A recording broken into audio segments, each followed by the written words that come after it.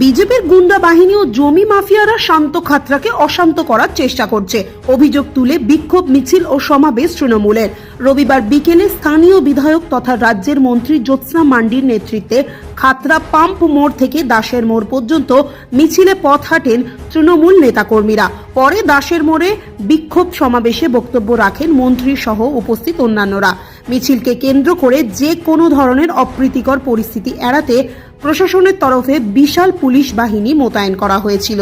পরে মন্ত্রী জ্যোৎস্না মান্ডি সাংবাদিকদের মুখোমুখি হয়ে বলেন, এতদিন ধরে খাতড়াকে শান্ত রেখেছি, কোনো অবস্থাতেই শান্ত খাতড়ায় অশান্তি সৃষ্টি করতে দেওয়া হবে না বলে তিনি দাবি করেন। দাবি কিছু নেই, আমাদের সাধারণ মানুষকে সঠিক জিনিসটা আমাদের বলা, এবং আমরা এতদিন ধরে খাতড়াকে শান্ত করে রেখেছি। তৃণমূল কংগ্রেস প্রত্যেকটা জায়গায় মানুষের সাথে মানুষের পাশে চলছে। বিজেপির কোনো গুন্ডা বাহিনীকে আমরা এই খাতড়া শহরে অশান্ত করতে দেব না, প্রতিদিন দাঙ্গা করতে দেব না, এটাই মানুষের কাছে আমাদের বলার। এই নিয়ে আজকে মিছিল, এবং তার সাথে সাথে আমাদের 21শে জুলাই প্রস্তুতি, 21শে জুলাই সমাবেশ, এই দুটো জিনিস নিয়েই আমাদের আজকে মিছিল।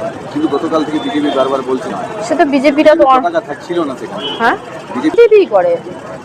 তাহলে বিজেপির যদি না থাকে, বিজেপির আশ্রিত দুষ্কৃতীরা, তাহলে বলবো আশ্রিত দুষ্কৃতীরা বলবো। ওরা তো বিজেপির ফ্ল্যাগ নিয়ে প্রমাণ চাইছেন, আপনারা প্রমাণ দিয়ে দেবো, গাদা প্রমাণ আছে এরকম। খাতড়াবাসীর উদ্দেশ্যে কি বলবেন?